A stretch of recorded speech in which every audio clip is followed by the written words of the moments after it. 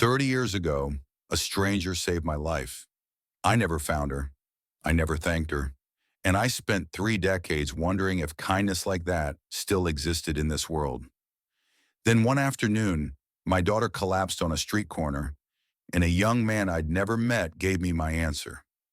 The city of Chicago woke slowly that August morning, sunlight spilling across Lake Michigan like liquid honey, painting the skyline in shades of amber and rose. It was the kind of morning that promised possibility, the kind of morning that whispered of second chances. But for two people on opposite ends of this sprawling city, the morning carried very different weights.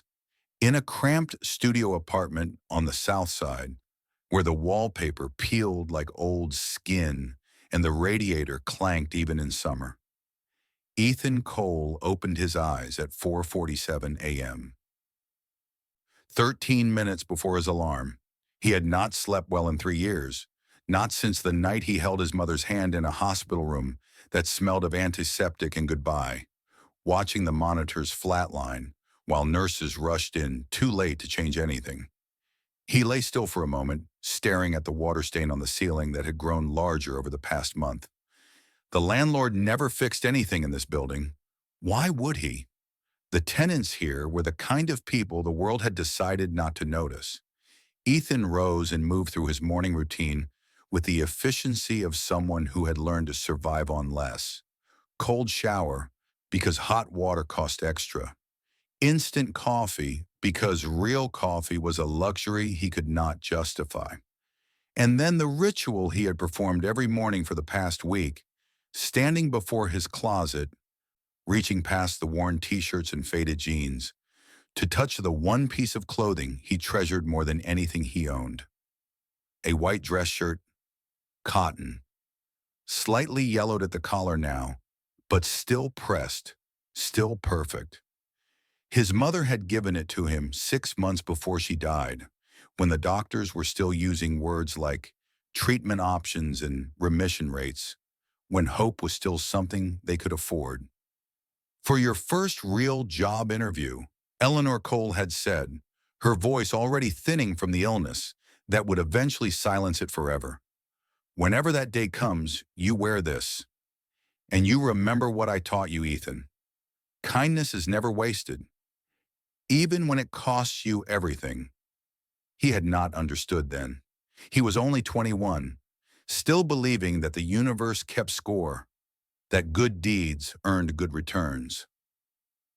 His mother had smiled at his confusion, that patient, knowing smile she always wore when she was teaching him something he would only understand years later. Today was the day. After 3 years of part-time jobs and rejection letters, after hundreds of applications that disappeared into the void, Ethan had finally secured an interview at Westbrook Industries. Entry-level position, administrative assistant. Nothing glamorous, but it was a door, a real door, into a company that promoted from within, that offered benefits, that could become a career instead of just another job. He buttoned the white shirt carefully, feeling the fabric against his skin like a blessing from beyond the grave.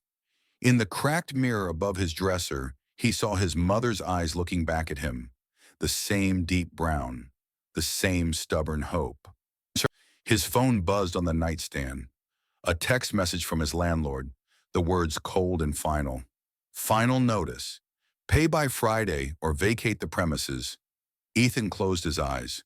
He had $127 in his bank account. The rent was $600 overdue. This interview was not just an opportunity anymore. It was the last rope before the fall. 12 miles north, in a penthouse apartment where floor-to-ceiling windows framed Lake Michigan like a living painting, Richard Morgan stood in silence as the same sunrise painted his world in copper and pearl.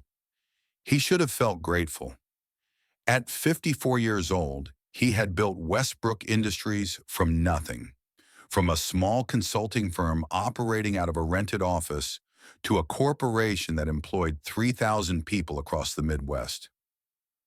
His face had graced the covers of business magazines.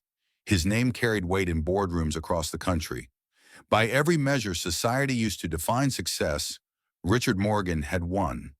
But success, he had learned, was a hollow trophy when there was no one left to share it with. On his desk sat two photographs in silver frames. The first showed his wife, Catherine, her auburn hair catching the light, her smile the same one that had made him fall in love with her 25 years ago. She had died 5 years ago, cancer stealing her in inches while Richard worked late nights and missed appointments and told himself there would always be more time. There had not been more time. There never was. The second photograph was older, the edges worn from years of handling. It showed a young woman with tired but compassionate eyes, her face carrying the sort of warmth that could make a stranger feel seen. Richard did not know her name. He had searched for 3 decades and never found it, but he remembered everything else. 30 years ago, Richard Morgan had been a different man, 24 years old, desperate, broken in ways he could not explain to anyone because shame had sealed his lips like concrete. His first business had failed spectacularly. Investors lost, debts mounting, his father's voice echoing in his head. "You'll never amount to anything. You're weak, just like your mother." On a February night when the wind off Lake Michigan cut like knives, Richard had walked to the Madison Street Bridge. He had stood at the railing, looking down at the black water, calculating how long it would take to stop feeling anything at all. Then she appeared. A woman in scrubs, clearly exhausted from a long hospital shift, her breath visible in the frozen air. She did not ask him what he was doing. She already knew. Instead, she simply stood beside him and said, "It's cold tonight. I was going to get some coffee. Would you like to join me?" 3 hours. That was how long she stayed with him.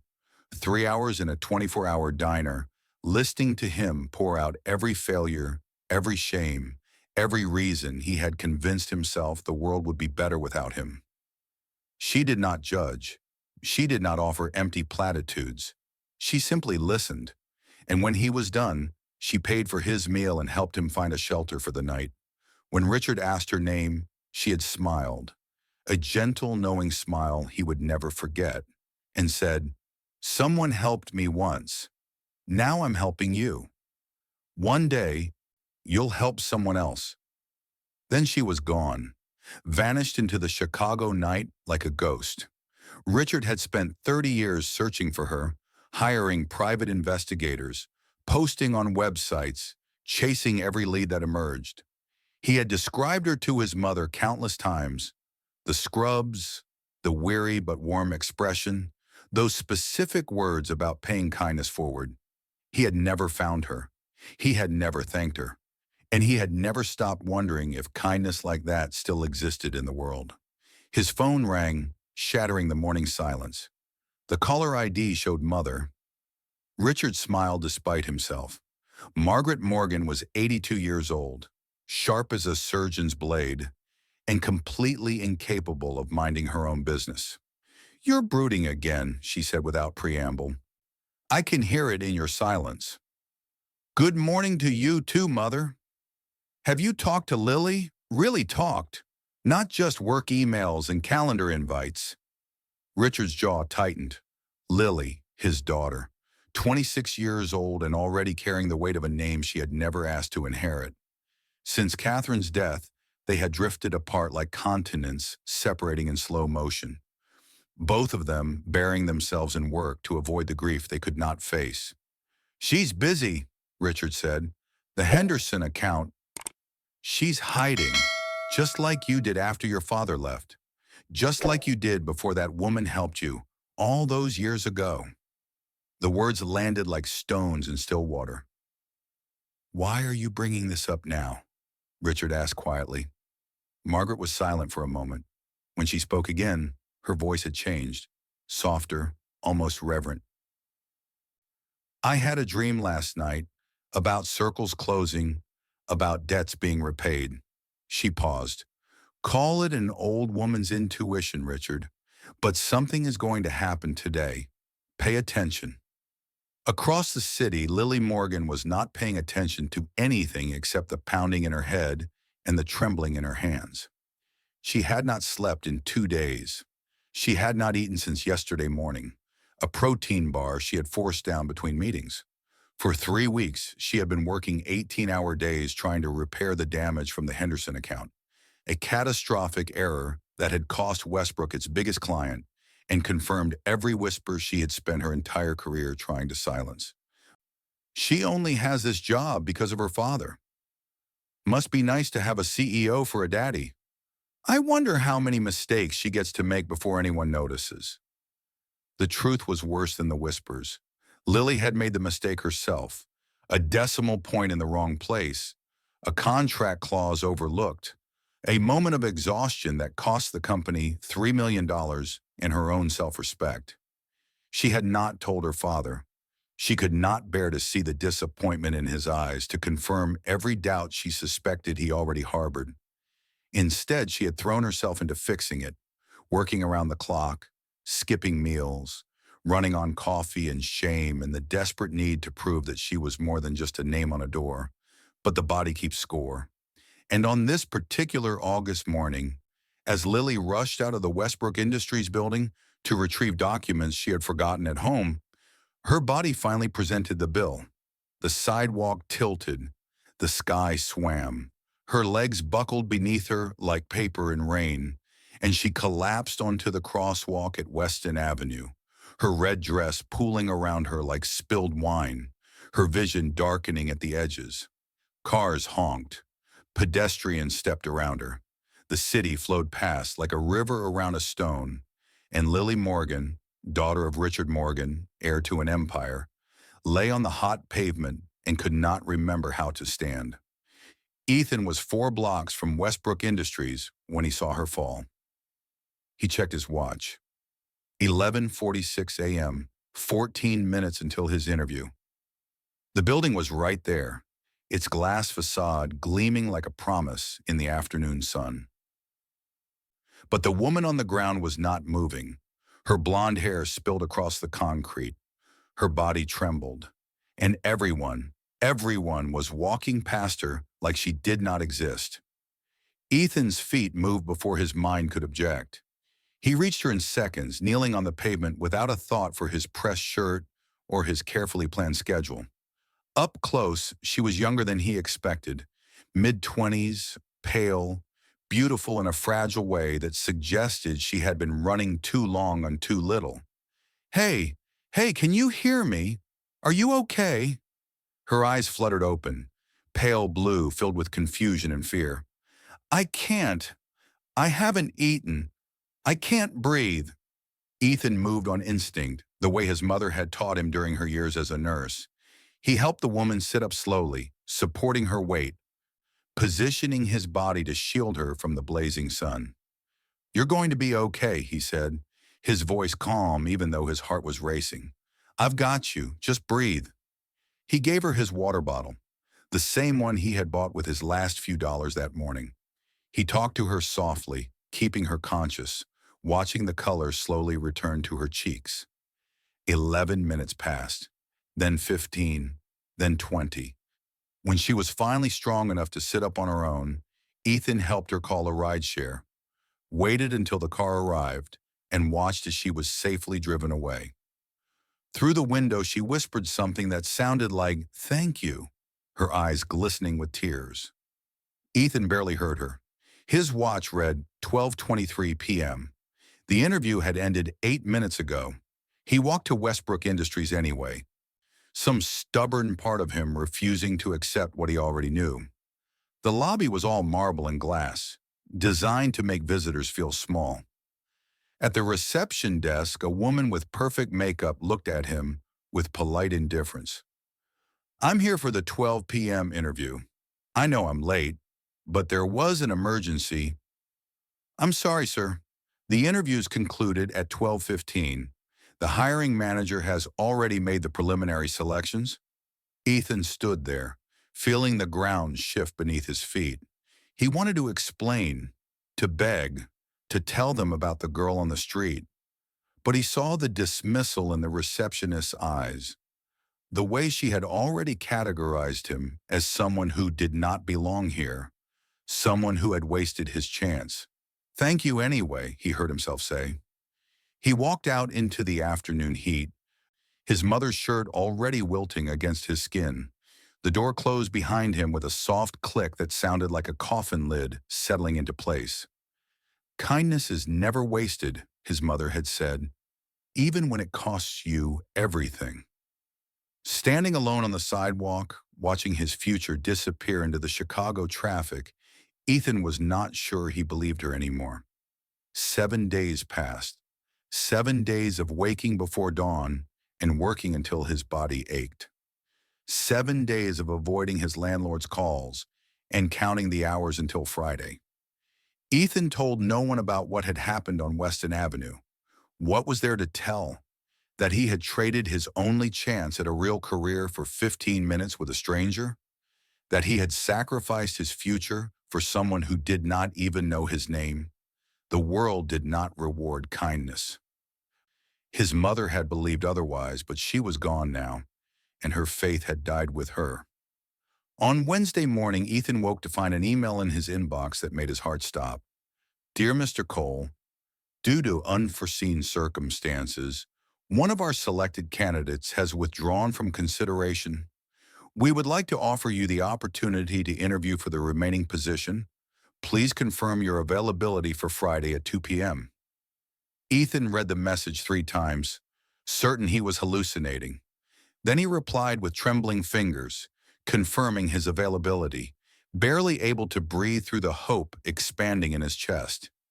Maybe the universe did keep score after all. Maybe his mother had been right. But the universe, as it turned out, had a crueler sense of humor. Thursday evening, Ethan arrived at the warehouse for his usual shift, only to find his supervisor waiting at the door with an expression that made his stomach drop.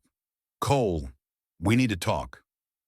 The accusation came in clipped corporate phrases: anonymous tip, theft of inventory, detailed description of items allegedly stolen, pending investigation, suspension without pay, effective immediately. "That's impossible," Ethan said, his voice cracking. "I've never stolen anything in my life. Someone is lying." "I believe you." His supervisor's voice softened, but his hands were tied. "But corporate received the tip with specific details, names, dates, item numbers. Until the investigation clears you." He did not need to finish the sentence.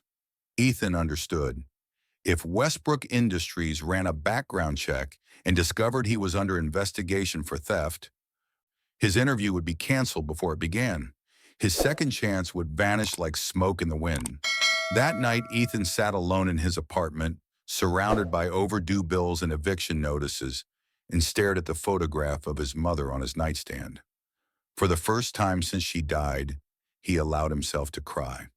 "I did everything right, Mom," he whispered into the darkness. "I helped that girl. I told the truth.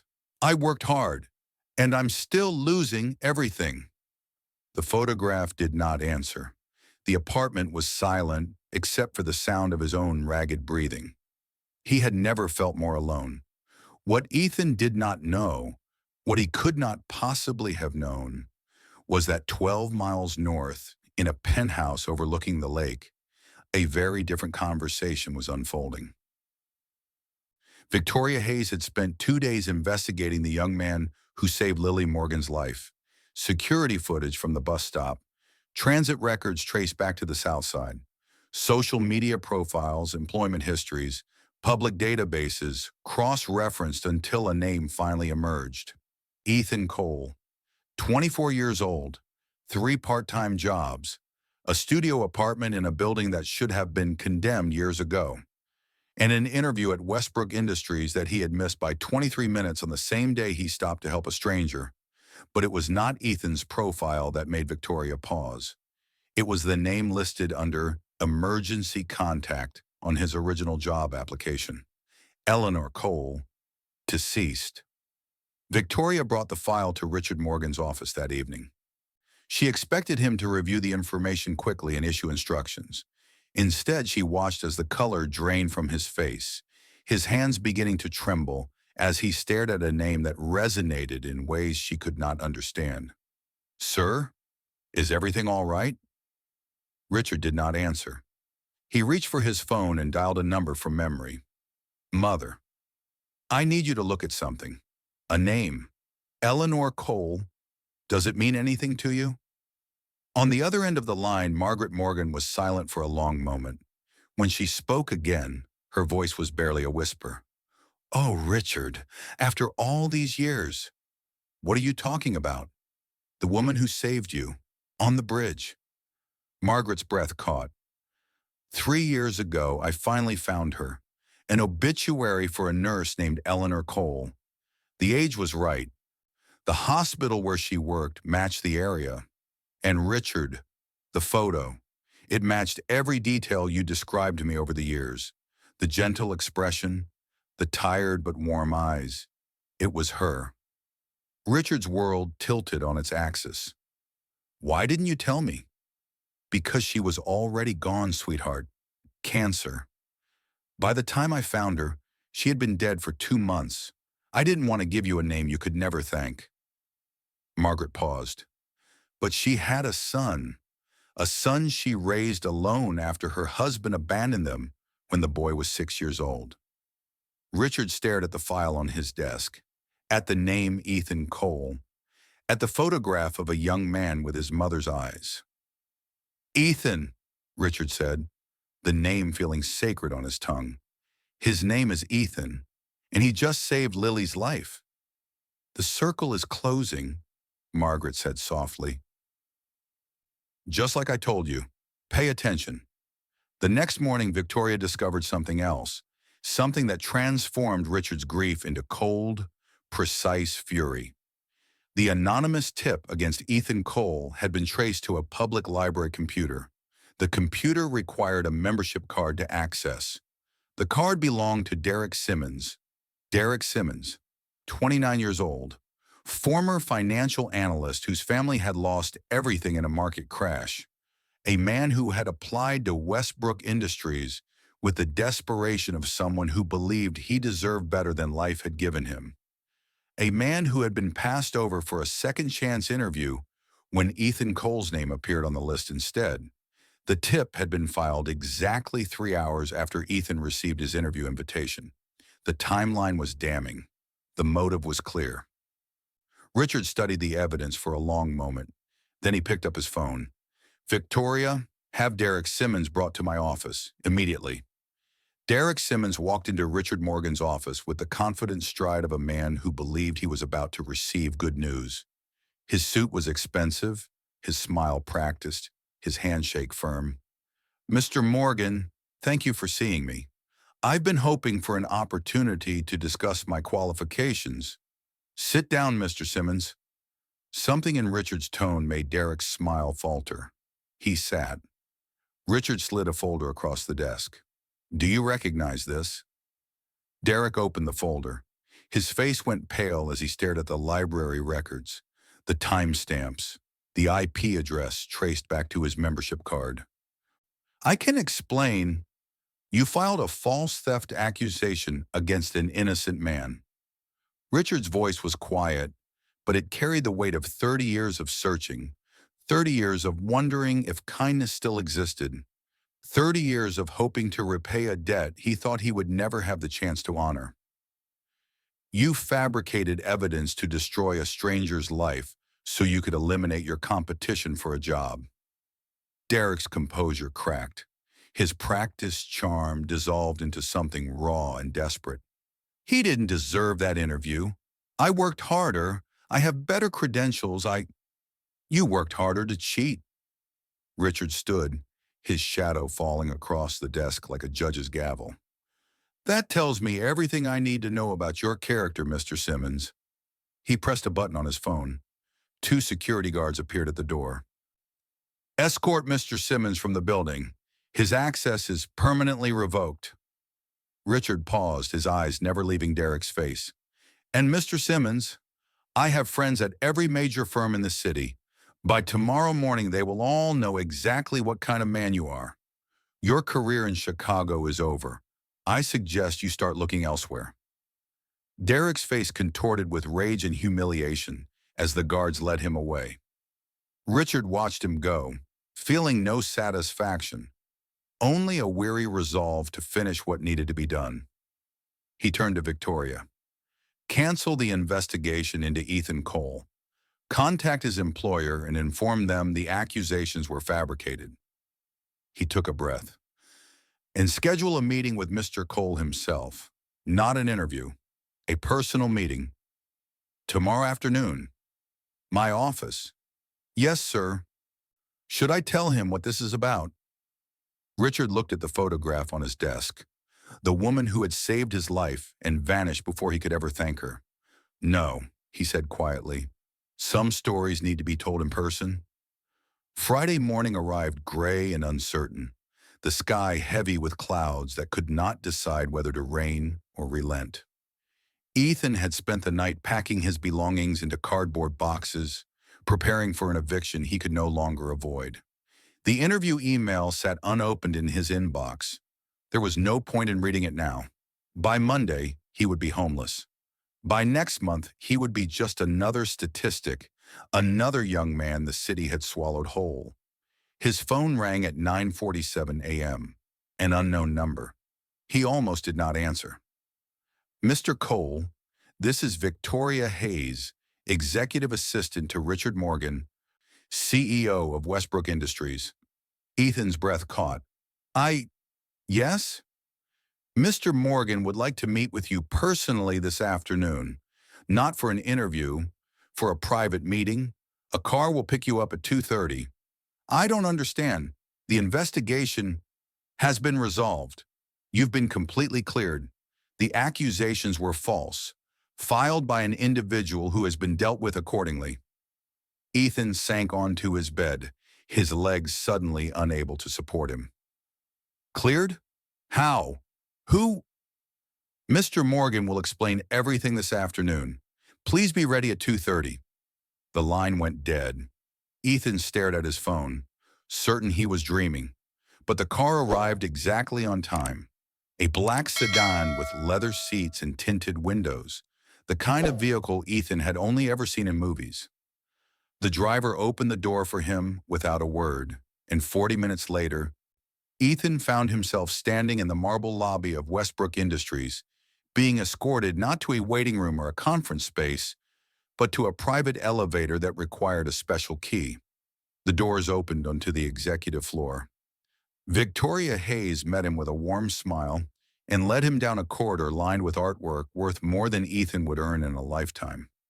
At the end of the hall, a set of mahogany doors opened onto a corner office, where the entire city of Chicago seemed to spread out like a promise. Richard Morgan stood by the window, his silver-streaked hair catching the afternoon light. He turned when Ethan entered, and his eyes, tired, hopeful, filled with 3 decades of waiting, met the young man's gaze. But it was not Richard who drew Ethan's attention.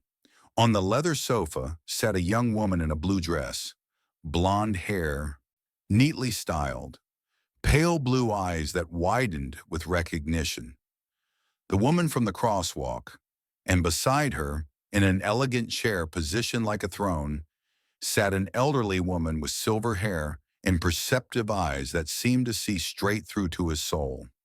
"Please, sit down," Richard said, his voice thick with emotion. "We have a great deal to discuss." The next 30 minutes changed everything Ethan thought he knew about his life.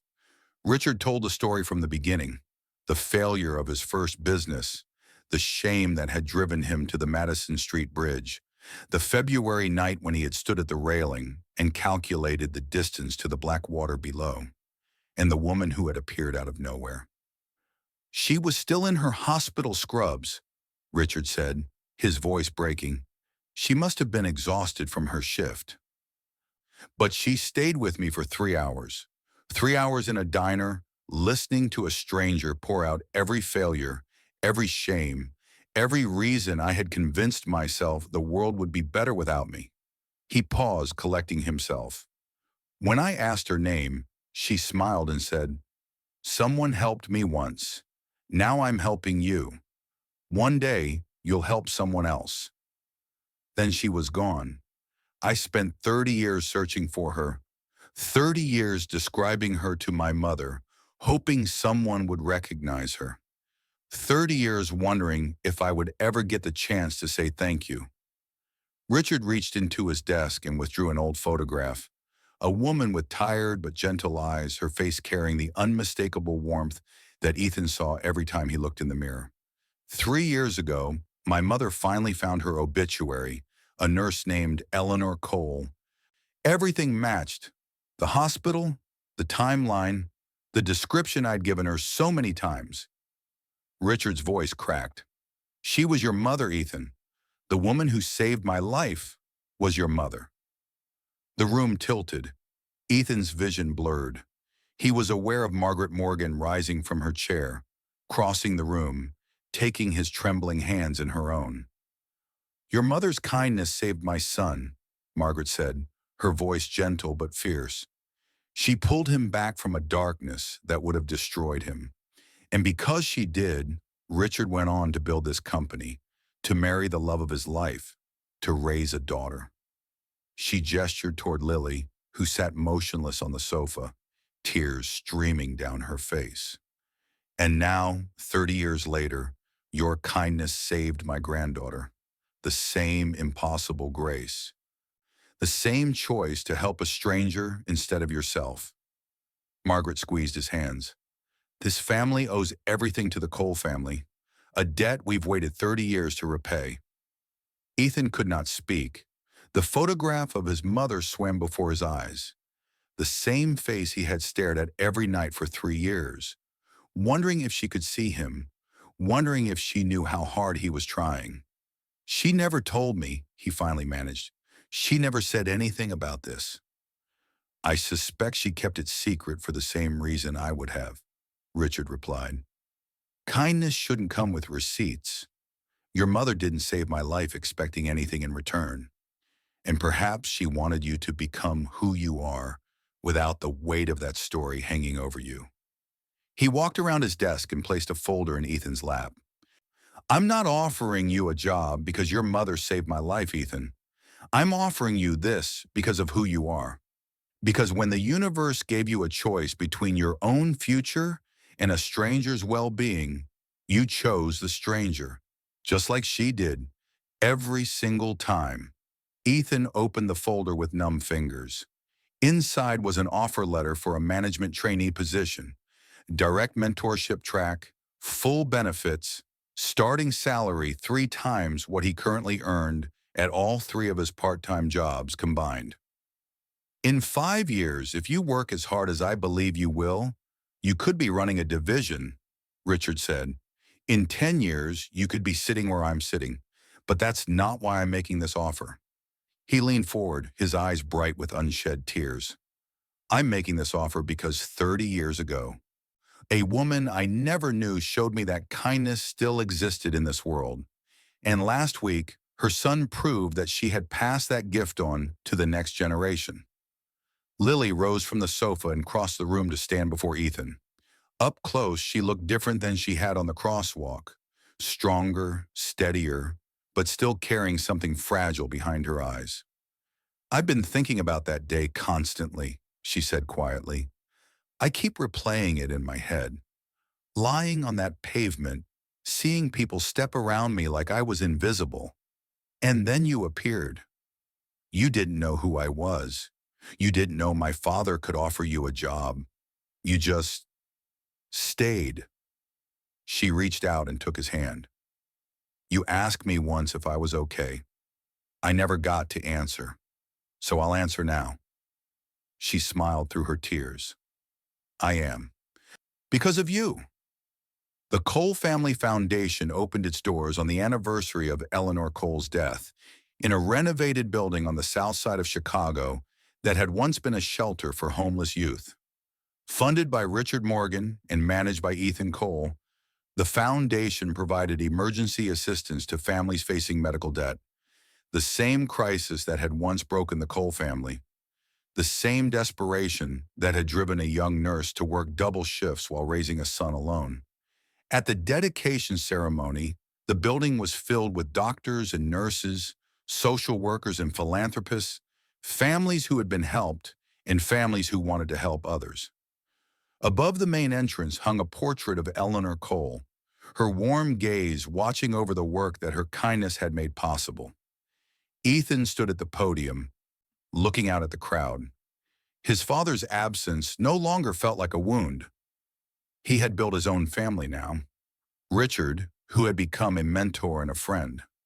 Margaret, who called every Sunday to make sure he was eating properly. And Lily, who sat in the front row with a smile that had grown warmer and more certain with each passing month. Their relationship was still new, still becoming something neither of them had words for yet, but it was real, built on shared understanding, mutual respect, and the strange, beautiful coincidence that had brought them together. My mother used to say that kindness is never wasted, Ethan began, his voice steady despite the emotion swelling in his chest. Even when it costs you everything. For most of my life, I believed her on faith, but now I understand what she really meant. He paused, looking at the portrait of Eleanor. Kindness isn't a transaction. It's not something you do expecting repayment. It's a seed you plant without knowing where it will grow or who it will reach.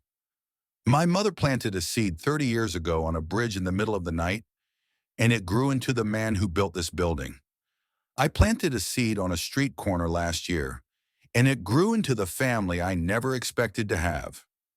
His eyes found Richard's across the crowded room. The older man was crying openly, making no effort to hide his tears.